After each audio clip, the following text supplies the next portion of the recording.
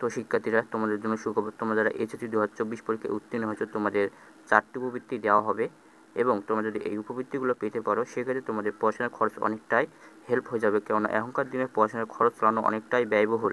সেক্ষেত্রে তোমরা যদি এই 4টি উপবৃত্তির মধ্যে যে কোনো একটি উপবৃত্তি পেতে পারো সেক্ষেত্রে তোমাদের পড়াশোনার খরচের কোনো চিন্তা করতে হবে না। তো ডাচ বাংলা ব্যাংক তোমাদের প্রতি বছরে এসএসসি পরীক্ষায় উত্তীর্ণ শিক্ষার্থীদের প্রায় একটা হিউজ পরিমাণ টাকা দিয়ে থাকে। তো আমরা যদি ডাচ বাংলা ব্যাংকের সার্কুলারটা দেখি, তো আমরা এখানে দেখতে পাবো যে তোমাদের ডাচ বাংলা ব্যাংক এখানে 2 বছর মেয়াদী শিক্ষাবৃত্তি দিয়ে থাকে এবং তোমাদের এখানে প্রতি মাসে তোমাদের 2500 টাকা করে দেবে এবং তোমাদের বছর শেষে তোমাদের হচ্ছে পাঠ্যোপকরণের বই পুস্তক কেনার জন্য তোমাদের হচ্ছে 2500 টাকা দেবে এবং তোমাদের হচ্ছে পোশাক পরিচ্ছদ কেনার জন্য এখানে তোমাদের হচ্ছে 1000 টাকা দেবে। সেক্ষেত্রে তোমাদের কিন্তু বছর শেষে 3500 টাকা দেবে ডাচ বাংলা ব্যাংক। এই 3500 টাকা তোমাদের কিন্তু 2 বছরে দেবে। সেক্ষেত্রে আমরা যদি হিসাব করি তোমাদের 2 বছর তোমাদের হচ্ছে 67,000 টাকা তোমরা পাবা, প্রায় হিউজ পরিমাণে একটা টাকা পাবা। বর্তমানে তোমাদের ডাচ বাংলা ব্যাংকের আবেদন চালু আছে শিক্ষাবৃত্তির। তো তোমরা কীভাবে আবেদন করবে অবশ্যই ভিডিওটা দেখে আসবে, ডিসক্রিপশনে লিঙ্ক দিয়ে রাখবো।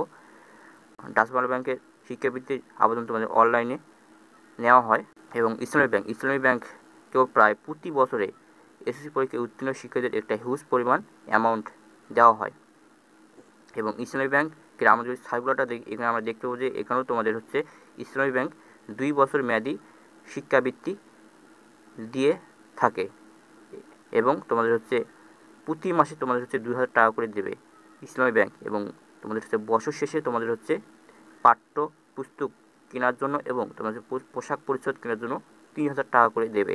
সেক্ষেত্রে তোমাদের এই 3000 টাকা কিন্তু 2বার দেওয়া হবে, যেহেতু তোমাদের 2 বছর মেয়াদী এই শিক্ষাবৃত্তি তোমাদের একাদশেও দেওয়া হবে এবং দ্বাদশেও তোমাদের দেওয়া হবে বছর শেষে 3000 টাকা করে। এবং আমি যদি এখানে হিসাব করি, তোমাদের যদি প্রতি মাসে যদি 2000 টাকা করে দেওয়া হয় এবং 24 মাস যদি আমরা গুণ দেই সেক্ষেত্রে তোমাদের কিন্তু এখানে 48,000 টাকা আসছে এবং তোমাদের বছর শেষে তোমাদের যেহেতু 3000 টাকা করে দেবে 2বার, সেক্ষেত্রে আমরা যদি এখানে 2 বছর হিসাব করি 3000 করে 6000 এবং তোমাদের হচ্ছে এইদিকে তোমাদের হচ্ছে 48,000 টাকা, সেক্ষেত্রে তোমাদের হচ্ছে তোমরা 2 বছরে 54,000 টাকা পাবা। এবং ভর্তি সহায়তা, এই ভর্তি সহায়তা তোমরা কিন্তু কলেজ ভর্তি হওয়ার পরেই পাবা। তোমাদের এখানে ভর্তি সহায়তা কিন্তু 8,000 টাকা করে দেওয়া হবে এবং মাধ্যমিক তোমাদের এখানে দেওয়া আছে যে মাধ্যমিকে তোমাদের হচ্ছে 5,000 টাকা এবং উচ্চ মাধ্যমিকে হচ্ছে 8,000 টাকা এবং স্নাতকে হচ্ছে 10,000 টাকা দেবে ভর্তি সহায়তা। এবং এই ভর্তি সহায়তা তোমরা কিন্তু কলেজ ভর্তি হওয়ার পরে পাবে। এবং তোমরা প্রশ্ন করতে পারো কেন ভাইয়া, কারণ এখানে তোমরা যদি কলেজ ভর্তি যদি তোমরা যদি না হয় সেক্ষেত্রে তোমাদের ভর্তি সহায়তা কীভাবে দেবে? এই ভর্তি সহায়তা কিন্তু তোমাদের প্রধানমন্ত্রী শিক্ষা সহায়তা ট্রাস্ট থেকে দেওয়া হয় এবং তোমরা এখানে 8,000 টাকা পাবে এবং এই ভর্তি সহায়তার জন্য তোমাদের হচ্ছে অনলাইনে আবেদন করতে হবে। তো কীভাবে আবেদন করতে হবে, তো অবশ্যই আবেদন শুরু হলে আমরা অবশ্যই তোমাদের জানিয়ে দেব এবং তোমরা এই ভর্তি সহায়তার জন্য তুমি যেই কলেজে ভর্তি হবে সেই কলেজের অধ্যক্ষকে তোমাদের হচ্ছে একটা সুপারিশপত্র লাগবে এবং এই ভর্তি সহায়তা আবেদন করার প্রায় 4 থেকে 6 মাস পর এই টাকাটা দেওয়া হয়ে থাকে। এবং সমন্বিত উপবৃত্তি তোমাদের কলেজেই দেওয়া হয়ে থাকে। তুমি কলেজ ভর্তির প্রায় 1 থেকে 1.5 মাস পরে এই উপবৃত্তিটা দেওয়া হয়ে থাকে, তোমাদের কলেজ থেকেই দেওয়া হবে এই উপবৃত্তিটা সবাই পায়, কেননা তোমাদের এই উপবৃত্তিতে প্রায় হিউজ পরিমাণ শিক্ষার্থীকে দেওয়া হয়।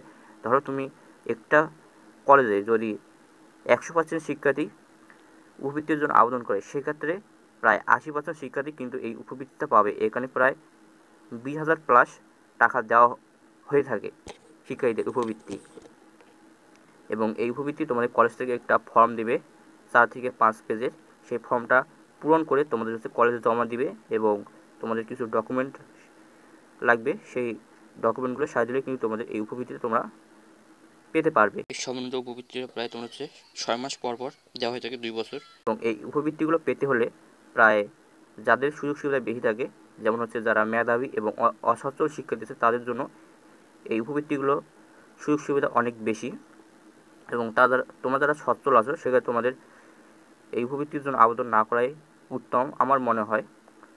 এবং যারা মেধাবী এবং অসচ্ছল শিক্ষার্থী আছে তোমরা অবশ্যই এই 4টি উপবৃত্তির আবেদন করবা, কারণ তোমাদের এই 4টি উপবৃত্তি আবেদন করলে যে কোনো একটি উপবৃত্তি তোমার হতে পারে, সেক্ষেত্রে তোমরা অবশ্যই এই উপবৃত্তিগুলোতে আবেদন করবা এবং এই 4টি উপবৃত্তির মধ্যে তুমি যদি যে কোনো একটি উপবৃত্তি পেতে পারো সেক্ষেত্রে তোমাদের কিন্তু পড়াশোনার খরচের কোনো চিন্তা করতে হবে না। তোমরা তোমাদের পড়াশোনার টিউশন ফি, কলেজ যাতায়াত ফি হয়ে যাবে। এবং ডাচ বাংলা ব্যাংক সবথেকে প্রায় এখানে হিউজ পরিমাণ টাকা দিয়ে থাকে এসএসসি পরীক্ষার্থীদের। সেক্ষেত্রে তোমরা ডাচ বাংলা ব্যাংকে বর্তমান তোমাদের হচ্ছে ডাচ বাংলা ব্যাংকের আবেদন চালু আছে অনলাইনে। তো আবেদন কীভাবে করতে হবে ডিসক্রিপশনে লিঙ্ক দেওয়া আছে, তোমরা অবশ্যই ডিসক্রিপশনের লিঙ্ক থেকে দেখে আসবে যে কীভাবে আবেদন করতে হবে। এবং এবং তোমরা যদি এই ইসলামী ব্যাংক ভর্তি সহায়তা এবং সমাজ উপবৃত্তি থেকে এবং ডাচ বাংলা ব্যাংক ব্যতীত তুমি যদি অন্য কোনো উৎস থেকে কোনো উপবৃত্তি পেয়ে থাকো, সেক্ষেত্রে তুমি কিন্তু ডাচ বাংলা ব্যাংকে শিক্ষাবৃত্তির জন্য গ্রহণযোগ্য হবে না। তো আশা করি তোমরা ভিডিওটা বুঝতে পারছো। ভিডিওটা যদি ভালো লাগে অবশ্যই একটা লাইক, সাবস্ক্রাইব, কমেন্ট করবা, তোমাদের বন্ধুদের মাঝে শেয়ার করবা, যাতে তারাও দেখে উপকৃত হয় এবং তারাও যাতে, অথবা তোমার আশেপাশে কোনো ভাই বোন থাকতে পারে যে অসচ্ছল এবং ম্যারিড বেসে, তারা যাতে আবেদন করতে পারে তাদের কাছে শেয়ার করবা ভিডিওটা। তো দেখা হবে একটা কোনো ভিডিও, ততক্ষণ তোমরা ভালো থাকো।